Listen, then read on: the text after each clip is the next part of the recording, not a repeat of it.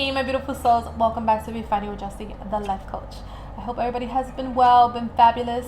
Of course, if you have not been in that energy, always remember it's just a season. Things will change. Stay in hope, stay in faith. Things will get better. If you are coming back, a big welcome back. And you know how we do it here, right? We do a little bit of everything from organizing our home to organizing our mind to getting self-aware. And today we are getting self-aware. We're going to be speaking about how narcissists create a cycle of abuse. Because a lot of people, they have heard about narcissism, and that word is thrown around a lot, but not a lot of people know how the cycle actually happens and how it continues to happen, and how some people might be trapped in cycles of abuse and not even have a clue about it. So today we're going to be talking all about it. Knowledge is power, and we want to make sure that we are always standing in our power. So there's 4 steps to the cycle of abuse, and it starts off like any other relationship, but then it goes really south. I mean, real south. And we're going to speak about how that happens. So when you first meet a narcissist, everything is great. You are on cloud 9. You think you have met Mr. Right and Mrs. Right, right? They come in, they seem like they're full of energy, they seem so positive, they seem like they are amazing. A lot of them are charmers, but underneath all that charm masks a very troubled soul. And one thing they do to gain control over you is to idolize you. Yep, they idolize you and put you on a pedestal. And everybody loves to feel like a prince or princess, right? So that's the first thing you're going to notice in the cycle of abuse. So quickly, just to note, these cycles of abuse are all about control and power. Narcissists thrive on controlling everyone, everything, everybody. At a point in their life, there was a huge lack of control. They were a product of their circumstances and their environment and their upbringing, and they actually had no control. And what happens is, as they grow older, they feel the need to never let that happen again. They don't want anyone ever to control their emotions, ever to be able to hurt them. So what they do is they try to control everyone else. It's kind of ironic. The one thing that they don't want happening to them, they go and dump it on to everyone else. And that's what happens with toxic individuals. When you do not cure what's hurting you, you bleed on everybody else and you cause them pain. So the first rule of control is to gain the control, right? Then the second is to keep it. The third is to make sure it's staying established. And then the fourth is, if you lose it, to re-establish that sense of control. And these 4 steps, I'm going to show you how narcissists do that. So the first stage I like to call the stage of delusion. This is where the narcissist idolizes you. You are put on a grand pedestal. You are perfect in their eyes. They love everything about you. They are infatuated with you. So you get and you feel this intense feeling of flattery, of praise. They are infatuated with you, and you probably heard this in terms of love bombing. Yes, love bombing comes all under this phase, right? They're showering you with intense flattery, intense compliment, intense attention. They're all about you, right? They're spending their time, they're spending their money, they're spending all waking hours with you. You're constantly getting texts, and you're getting just all this grand feeling of like you're the only one and you are so amazing. And you are, because what you are is a new toy in their collection. You'll find with narcissists that they view people as objects, not people who actually have their own feelings, thoughts, and things of that nature, right? They view you as an object to play with. It's like when a kid gets a new shiny fun toy and they're all about that toy. And then when that feeling, it just goes away, that intense feeling of having something new. And we all been there. You don't have to be a child to feel that. Usually we get something new and it's all about that new thing, right? We're all about it. We want to learn about it. We want to be around it. And then little by little, it just kind of fades away. And then it just gets, put back into stock with everything else that we own. This is the same feeling that plays out in the cycle of abuse with narcissism. So you're put on that pedestal. They usually have, narcissists usually has like a role they want you to fulfill. And they slowly groom you into becoming that person that they see you as. They have a hard time acknowledging someone for who they are versus who they want them to be, especially when they are in this delusion of this specific role that they want you to play, right? So they try to manipulate you into playing that role. When you are in this phase emulates an emotional bond. But once you get out of this phase and once you get out of this delusion, you start realizing that there was actually no emotions to begin with. What it is all superficial. It's superficial. It's attention, not love. And a lot of people confuse attention attachment with love. That's why I have a video actually demonstrating and talking about the difference of what attachment is versus love, because a lot of people confuse it. And when you get entangled in these types of cycles of abuse, that's usually what happens. You are so fluctuated with all this attention that you probably start falling in love, thinking that the other person is feeling the same way about you, but they're not. And then comes the wake-up call. And I like to call this stage the fall from grace. You start slowly falling from grace. And the reason for that being is because you as a person, you're not perfect, right? No matter how much we want to think we are, no human being is perfect. We all have flaws. And a lot of people don't like to be controlled.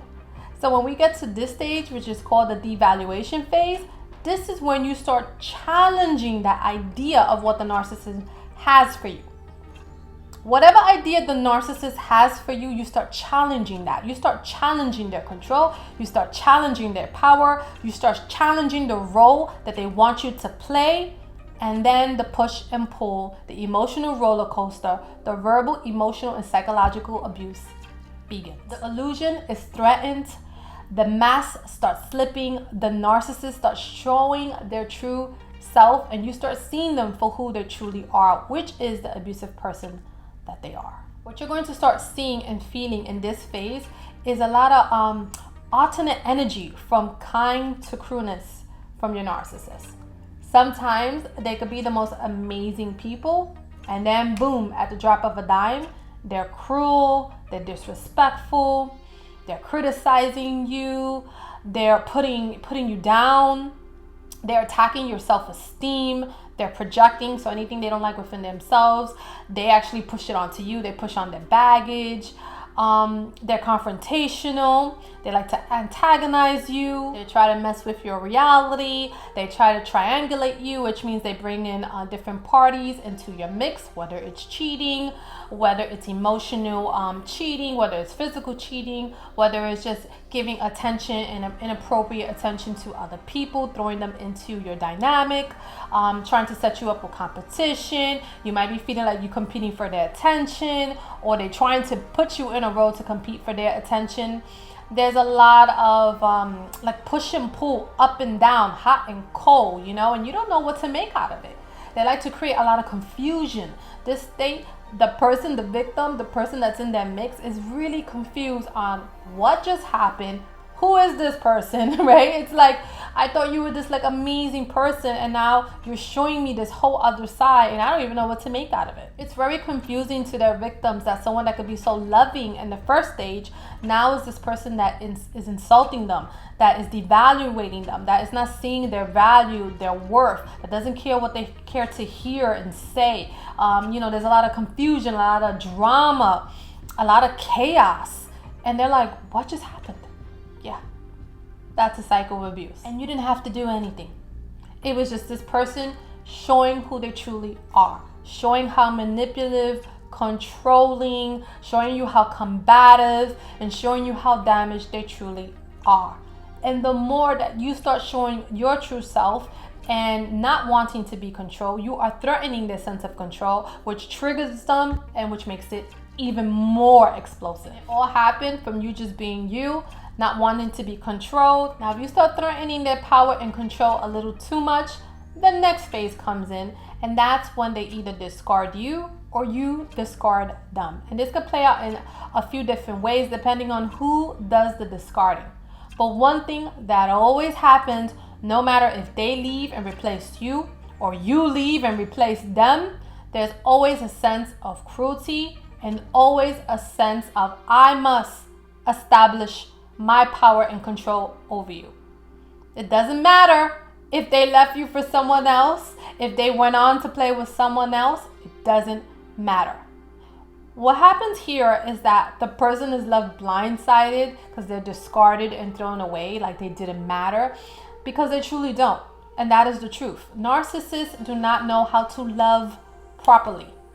Their love is considered very tumultuous. It's filled with chaos. It's filled with drama. It's filled with a lot of hurt and pain.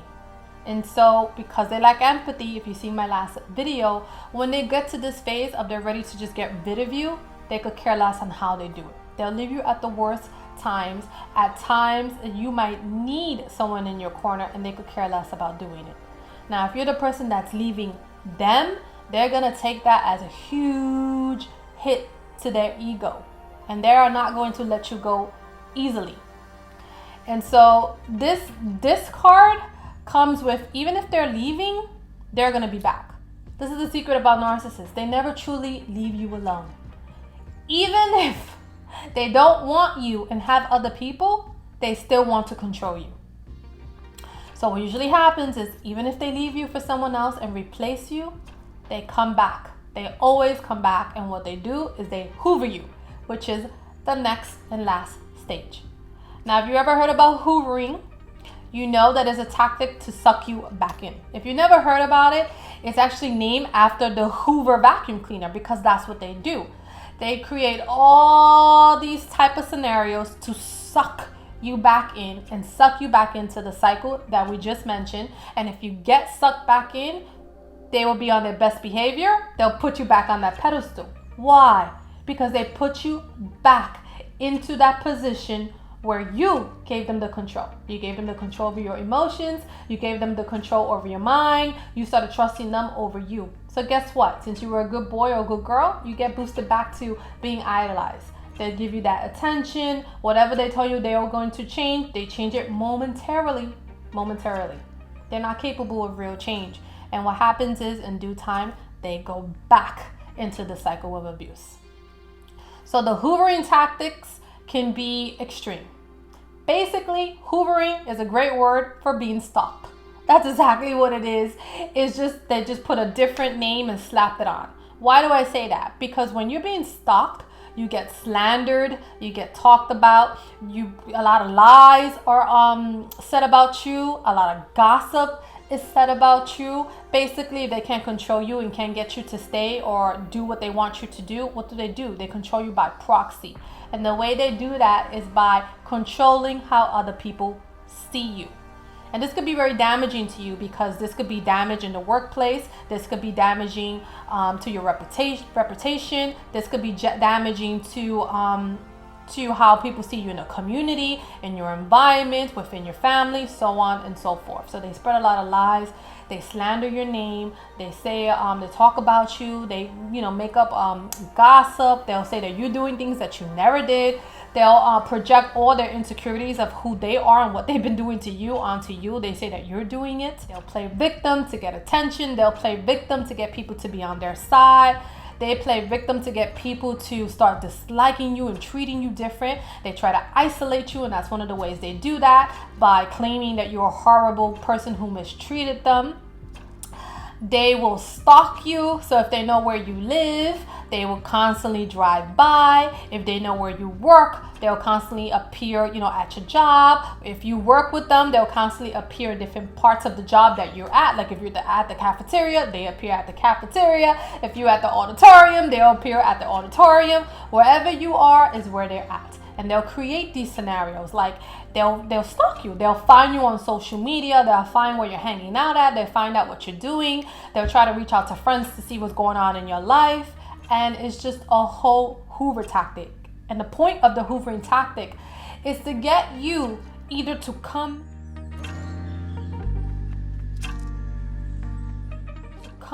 to them, to establish, why are you doing this to me? To establish a connection. Like if you put a block and you're like, no more, I'm blocking this person, I'm not giving this person any access to me. They believe that if they do these kinds of tactics, that you'll fight back. You're going to want to fight back. Most people want to fight back. Most people don't want to hear lies being thrown on their name. Most people want to protect their image. Most people don't want to get blamed for something they didn't do. And they're banking on you doing that. So in return, what do they get? One, they get attention, because they don't care what type of attention they get as long as they're getting attention, even if it's negative attention.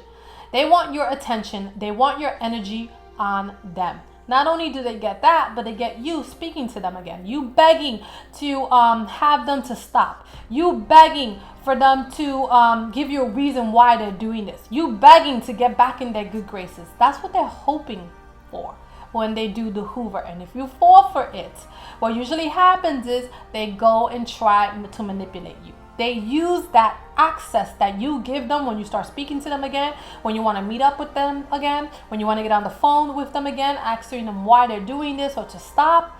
They use that as an opportunity to tell you how much they love you, how much they miss you, how sorry they are, how this and that, how they're willing to take accountability, how they're willing to change, how they're willing to move different, how they're so sorry for what they did. It was just out of pain because they miss you so much and they love you so much.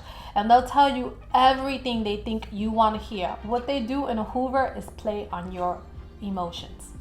This whole cycle of abuse is about controlling your emotions. When a person can control your emotions, they can control you. I'm going to say that again. When a person can control your emotions, they can and will control you. They use a lot of guilt. They use a lot of emotional abuse and emotional backstabbing to get you in alignment, to control you, to take power over you, right? So this whole cycle of abuse, it's all about control, like I said in the beginning. One, they try to gain control by showing you how special you are, so you can put your guards down, so you can put those wards down, so you can let them in, give them access to you, start trusting them. Once they feel they have established that trust, that's when the abuse starts. It's like a form of grooming.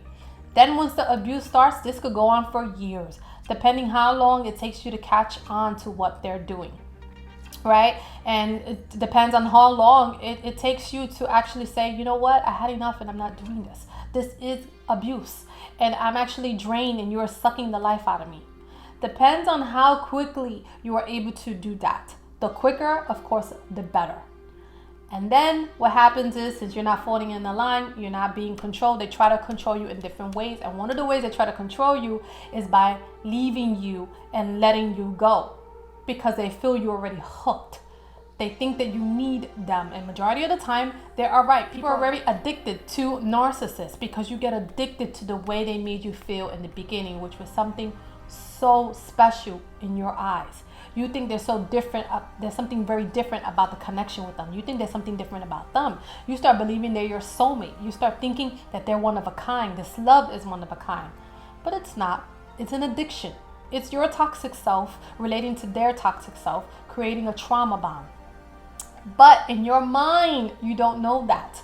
So you feel that this is love. And what you do after they discard you is you spend all your time trying to figure out what went wrong. Why weren't you good enough? How can you be better? How can you get this person back in your sights? And all your focus is on them. And what happens?